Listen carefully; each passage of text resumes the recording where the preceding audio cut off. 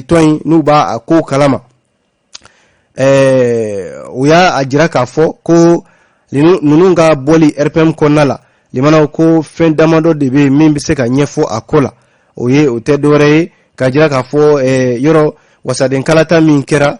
mars kalo ni avril kalo tɛmɛnen san 2020 ko a yira k'a fɔ politiki tɔn a ɲɛma dɔ minnu yɛrɛ ye a jɔyɔrɔbatigiw ye Gawo mara kɔnɔna la k'olu ye yamaruya di kalatalaw ma k'u ka kalata politiki tɔn wɛrɛ n'o ye Adama ani Asma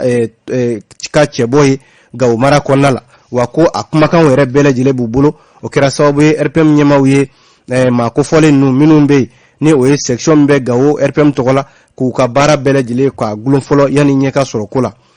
limanaw a don jirala k'a fɔ ninnu dun u ko an ye an dulon an ka na baara kɛ RPM kɔnɔ an dun an na kan an ta kan mais bolo min ye si don mɔn na o bolo kelen b'a bɔ anw de nana ni an yɛrɛ ye ka bɔ parti wɛrɛw la i n'a fɔ PDS Adima URD n'a ɲɔgɔnnaw an bɔra o la ka na RPM kɔnɔna la n'a fɔra ko an ka baara dulon tuguni an y'a ta yɔrɔ min na an b'a bila yen nɔ o de kɛra u caman ye minnu o de kɛra sababu ye minnu u caman y'u kɔ don RPM la bi limanaw a jirala k'a fɔ ninnu minnu filɛ nin n'o o ye minisiri kɔrɔ ye min kun ɲɛsinnen don kuranko ma Malik Ali Fuseni yɔrɔ ale yɛrɛ ni parti ta kun kɛra Pati Ngolomajɛ ye an bɛ ɲɔgɔn fɛ an man di sabu a na kɛ a yɛrɛ furumuso a kun y'o o ta k'a fɔ ko o ka a kan bɔ jɔyɔrɔ nɔfɛ nka limanaw a nana kɛ o kɛra waleya min n'a ma diya u ka politiki tɔn ye n'o ye RPM ye nka limanaw ninnu kɔni bɛ taa yɔrɔ min na bi maa si tɛ kɛ Ala ye k'a dɔn nka maa bɛ se ka sɔnni sigi min ka bi o de k'a fɔ politiki tɔn min bɛ bi ni jɔyɔrɔ b'a la RPM kɔfɛ URD ye yɔrɔ nin waati in na ɲɛma caman bɛ yen minnu ne o ye politiki maa jolenw ye olu caman bɛ k'u ɲɛsin o politiki tɔn in de ma kuma ye nin ye an ye nin bɔ indicateur du renouveau kɔnɔ aw bonya b'a la. Kunnafoni sɛbɛn min bɛ yen ni o ye l'essor ye ale kumana limanaw a jirala k'a fɔ ko kumaɲɔgɔnya min ni o bɛ senna nin waati in na min bɛ tali kɛ syndicat minnu bɛ yen n'o ye transporteurs ye minnu bɛ duguba kɔnɔ ani minnu bɛ an ka jamana kɔkannaw la Century Mali ko u y'u ka baara bila min n'u kun y'a fɔ ko u b'a boloda tile 3 limanaw u y'a baara bila in u y'a sonsoro fɔlɔ kabi tarata wulada ka sababu kɛ ko kumaɲɔgɔnya donna u ni minisiriso cɛ min bɛ foroba baara ani minisiriso caman bɛ yen minnu da bɛ ko in na l'essor ka fɔ la limanaw ko ni waati in na kumaɲɔgɔnya kɔni bɛ senna o yɛrɛ kan ka daminɛ bi sɔgɔmada in na alamisa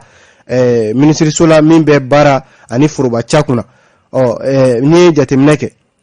maa minnu bɛ yen ni olu ye baarabilakɛla ninnu ye transporteurs u ko olu y'a nin ɲini ka baarabila in ka sonsoro fɔlɔ sabu u ni minisiriso ninnu bɛ kumaɲɔgɔnya la kumaɲɔgɔnya bɛ senna waati min na a ka kan u ka baarabila in ka a sonsoro i n'a fɔ Siyaka Jakite vice président min bɛ Century Mali o tɔgɔ la ale ka ɲɛfɔliw la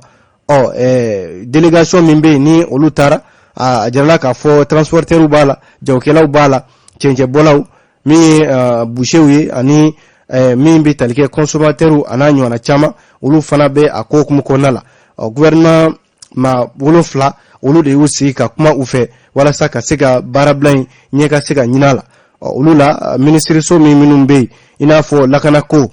foroba baara jago minisiri ni ye jateminɛ kɛ an ka dugukoloko ni hani an ka sigidala minisiriso ani nafoloko olu bɛɛ lajɛlen de da bɛ a ko in na Siyaka Jakite y'a jira k'a fɔ ko laɲini 24 o de b'u bolo nka laɲini 24 na a bɛna fɔ 8 bɛ yen nɔ olu kɔni tara bala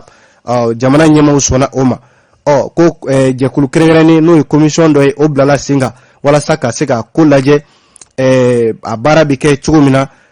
don nataw la conseil technique min bɛ yen n'o bɛ minisiriso la min bɛ infrastructure ani transport ko la ale y'a jira k'a fɔ ko tarata tɛmɛnen na k'a ta nɛgɛ kanɲɛ 15 fo ka taa se a kanɲɛ 21 ma limanaw jɛrɛ dɔ bolodara u ni syndicat ninnu ɲɔgɔn cɛ walasa ka se ka kuma nin ko kan kumaɲɔgɔnya kɔni tɛmɛna a jirala k'a fɔ commission dɔ kɔni bilala sen kan walasa ka se ka u ka laɲini tɔ ninnu minnu ma se ka lasɔrɔ minnu ma se ka bɛn ma se ka kɛ minnu kan olu ka se ka laɲini don nataw la kuma ini limanaw ay ni bo lesor kono somada ina aw bonya bi kunafon la limanaw ni antura kunafonu lakalila ka jira ka fo fasidi sebembe no kama ko l'indépendant ale ajira ka fo ko sigido be no kama ko forum national sur les réformes constitutionnelles électorales limanaw sigi a kunde walasa yelemani baminu bulu daledo anga jamana konnala ya kalata ko ni bara werewla a jirala ka fo a jabi bora jabi minu ni olu bora la limanaw indépendant de yidadu la songadena kwa a jirala ka fo jabi nuna femba flabe no sigikera oka ina fo seni jekulu mimbe na lebe kalata laben kanga jamana kono ko oka ke adamana jekulu frekete do usena olu de be kalata bara belajile kunye abito olu bolo mashi datna do ala o wahali namanye ko bi kambo jamana kuntigia nofe limana ishi chalemba kwa ke sambi olu flaye indépendant ka nyefolula limana fasirin aye ajira kafo ni jatemneke jabi minum boy ni olu bora ni sigi kafo ina no ye forum ye ajira kafo laini muga ode be ako hukumu konala olu la yoro afura ko anga shera sumba o yeleman ko kuma ube sena mi kalata 7 shera minumba kona loi electoral na nywana jala ka fo seni ko ka ke jekulu kilinyi mini ale de jambito kalata nuna forum national sur les réformes constitutionnelles et électorales au Mali mina blala singa association des jeunes pour la citoyenneté active et la démocratie AJCAD limana uya jira ka fo ka laini muga nun konala adola ko yoro anga jamana konala jamana chakeda minumbe no ya kolatige chakeda uye olu be shegin de labi no institution yi ajala ka fo olu yana olu ka ke shegin uya laini o ka ke wolon fly ajala ka fo fana ko yoro anyo fo seni o ka ke jekulu kelen mini ma bisaba nywana obe bla ako kum konala anuka lasigideu olu be bla jamana fantan nani bela yelefe uya nyini fana ko haute cour de justice limana oka chika boy au conseil des collectivités territoriales o fana ka boy nga mi cour des comptes oka bla senga ani fana namanye ko assemblée sigra senga soba flabe oka blai assemblée nationale o ya damana soye ani sena o fana ya damana soye numbela jelebe kuma jamana deun togola limana uka lainu fana na uya jira ka foko mi jamana kuntigi kalatai namanye ko bike mauma be kibi kambo jamana kuntigia nofe ishi dogalimba ukake sambi sabaye a chale ukake sambi olo fly wala namanye kibi kambo fana ukasoro ye maye mami ni donia bila ye iblala jekulu nyama jekulu mno ye fasodunga jekulu o donia bila ani hali dipte kalata minumbe ni obara ubike dipte minumbe ni olu kangu kabo dipte anofe limana ibasoro akalata nuna kalata kele député dobe olu be bo parti dola kata dorewla olu fana ka dabla ko gafein limana ka bina do jamana nyema bolo soni yere bara bina kenaye indépendant ka fola kuma yiniye aw bonya bala limana ambi kuna foni kunche teleala ni fasir de semi kama ko nouvelle horizon akumana aya jira ka fo ni watina limana kuma mina abe sena ni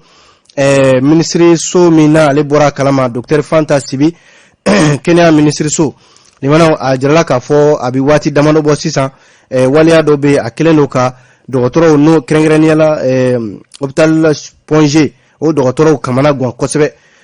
muso do be limana ajala ka fo alasiri todo muso yi jatemina ya ajala ka fo ko den wolofla limana o de makono nedo abulo alasiri ledo ga limana muso yere kwa ashibe samuga ani duru de la ajala ka fo ko